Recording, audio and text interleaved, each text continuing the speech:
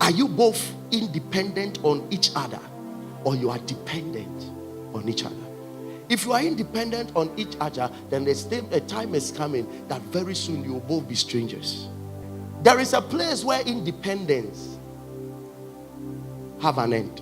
Motivational speakers will tell you, be independent, try and be independent. That's powerful, but not in marriage. Any couple that tries so much of independence will fail in the middle of a marriage. You have to learn to depend on each other. The only way to bind the ministry of the spirit of the stranger is to make sure that you train yourself to depend on each other. Train yourself to need your partner. Need your partner's input, need your partner's wisdom. Train yourself to need your partner's food, need your partner's prayer, need your partner's presence. You should train yourself to be dependent. I'm not talking about in all relationship there. Dependent, you are dead. But if you manage to marry, you need this key. Am I talking to a church here? So in relationship, be independent. But in marriage, train yourself to be dependent. This is what will glue the couple and the partners to the end. You travel and nobody misses you at home.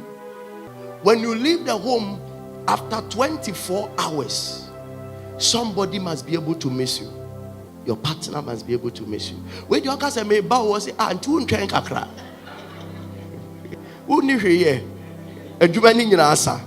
These are things that I am telling you. It may look very simple, but miss it and you will never enjoy your marriage. Sometimes let your partner intentionally feed you. There are things that we do in relationship and then we neglect in marriage. Relationship, Marco Park, now at the ice cream, now they are sunny nose. Then what jumpy? No, so bien and 90 degrees.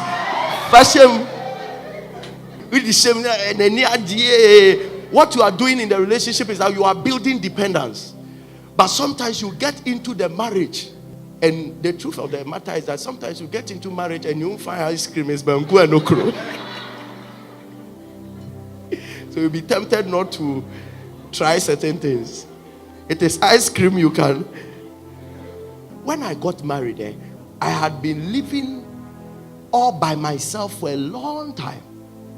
So I don't see why I must be accountable to her for where I am going. I'm a pastor, emergencies come. So long, and all you know is that I've gone out. As to whether in my outing I branched at La Paz and then went to Circle and all that, I felt that no, I'm a man. So anytime I come home, she will ask, "Where did you go to?" I say, "I went to La Paz."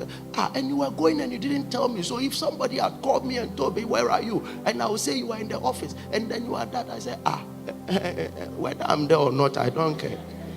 I don't see why it's a problem. Because I don't move alone. I'm always with the pastor.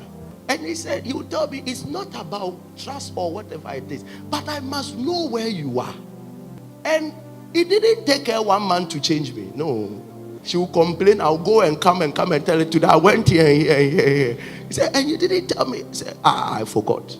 It continued for a long time. That was when I realized she was teaching me the ability to make sure that I am accountable to her, until each one of us will have come to that place of accounting to everybody whatever is happening. If you don't build dependence, you will get to a place of living as strangers. There are things that you must intentionally build to a point that you depend on each other. If you are the man, you should position yourself in a way that in your absence, your wife is not comfortable. And the wife too must position herself in a way that in her absence, there are things that the man will not be able to do for himself. So when your partner is not around, what are the things that you know these things are uncomfortable for me. I can't do for myself. Bemane sorry okobo ne board here. Wow. We twine meko. Nwedi. Oba ne bang. Nonso akoye ne jollof. Nwedi. Everybody is depending on himself. At a point in time, that marriage will not stand. You are making decisions, you make it all by yourself. You are spending your money all by yourself. Everything about you is decided by you. It can sustain a marriage. Never withdraw. That is a means of withdrawal, and it's dangerous. When that spirit begins to function, people begin to withdraw. You will see them fumbling others, but when their partners come around, they withdraw. Just observe. Sometimes you come to public events like this, and there are partners who you will never find standing together. There is a physical withdrawal. Every single time, one is here, another is here. Physical withdrawal. It's a sign that you are both becoming strangers. And at a point in time, divorce will be simple. Breakup will be simple. Never take physical closeness for granted. It's key. When he or she doesn't own up to you as a beloved publicly, in other words, let us hide it. It's a sign of the stranger's spirit. They are not proud that people will associate you to them. These are things that you must observe during relationship. Even your name was spelling it differently. Doesn't want any family member to know who you are. Doesn't want friends to know. And then you move ahead to marry such a person. And after marriage too, he doesn't really want to show you in any way. Even coming to church, he will tell you take the lead. Or he will take the lead, then you come later. It's a sign. There should be something about him or her that he or she will allow that publicly it be flaunted around you. If not, then be watchful. And the final one, ask yourself this question: do you have strange dreams of having sex or marrying somebody? That spirit has shown up to capture you away from your partner. What are the solutions to dealing with all these? The first is prayer. Rise up on your feet. Some of you are already married, but yet you have a dream and you are marrying again. Some of you too are not married, yet you will have a dream, and then somebody has wedded you. You are in a camp, but you can't even see the face of the person. These are spiritual attacks that make sure that you remain in a certain level whereby nobody will seriously be attached to you. But tonight, in the name of Jesus, we come against the stranger spirit. You see, there are times that you would want to pick everybody's call apart from your partner. You don't feel like picking the person's call. You don't feel like replying text messages. You don't feel like communicating with your partner. These are the manifestation of the stranger spirit. You literally, you wish. Some of you, there are husbands that wish that their wives die.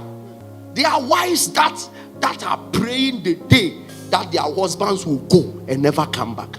There are people who are depressed in psychiatric hospital, and it started very gradual. They don't really understand why at a point in time their partners were trying to pull away from them, and at a point in time they quickly pulled away. They withdrew, and nothing mattered to them about again. The family didn't matter to them. The marriage didn't matter to them. Their wives didn't matter to them. Their husband didn't matter to them. It is the stranger spirit. It comes after you. And the next thing is to let you lose somebody that love existed between you and the person. It's the stranger spirit. When it becomes demonic, that one is quite dangerous. The person can spend money on others, but not you. he feels that is a burden to help you. We are going to lift up our voice in prayer. That spirit will not have power over you. I said it will not have power over you. It is the same spirit that makes couples live together happily. Then one travel, by the time he comes back, then he doesn't want to see the face of the other. It's the spirit of the stranger. You start life very beautiful, then suddenly everything turns on. The spirit of a stranger. The very person that you think you are living your whole life with, suddenly he sends you a text message. I have moved on. I have found somebody else. But it doesn't just happen. It starts with the spirit, the stranger spirit. A voice that keeps telling them that you don't belong in this relationship. You don't belong to this marriage. Everybody goes through it. You don't belong. When that voice becomes too loud, that is when a married man begins to pursue and chase young people. Because something is telling him, you don't belong here. Shout this loud and clear. I rise against the stranger spirit, pursuing my marital destiny. As I clap and pray, lift up your hands. Lift up your hands. This is the spirit that makes somebody propose to you, and the next thing you won't find the person again. Because the moment he proposes to you, the voice goes and says you don't belong to this person. Shout this loud and clear. Say, you spirit of the stranger's atmosphere. As I clap my hands in prayer, you are bound in the name of Jesus. Clap your hands and begin to pray.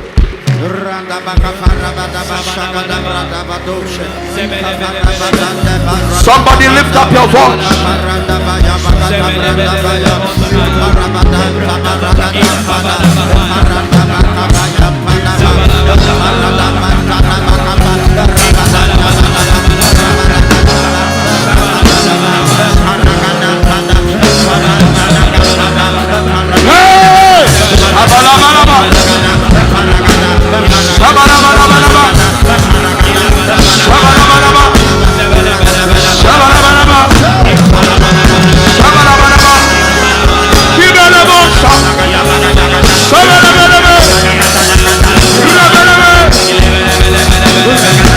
Somebody break out, break out, break out, break out, break out, break out, break out.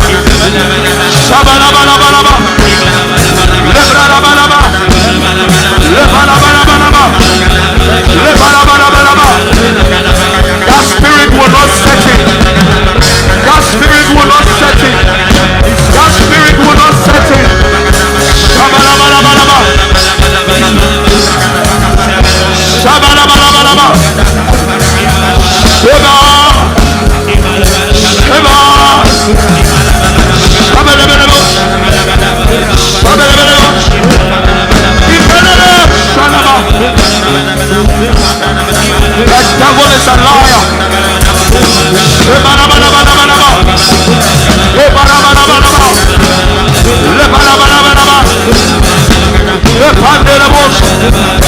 This is why you are here.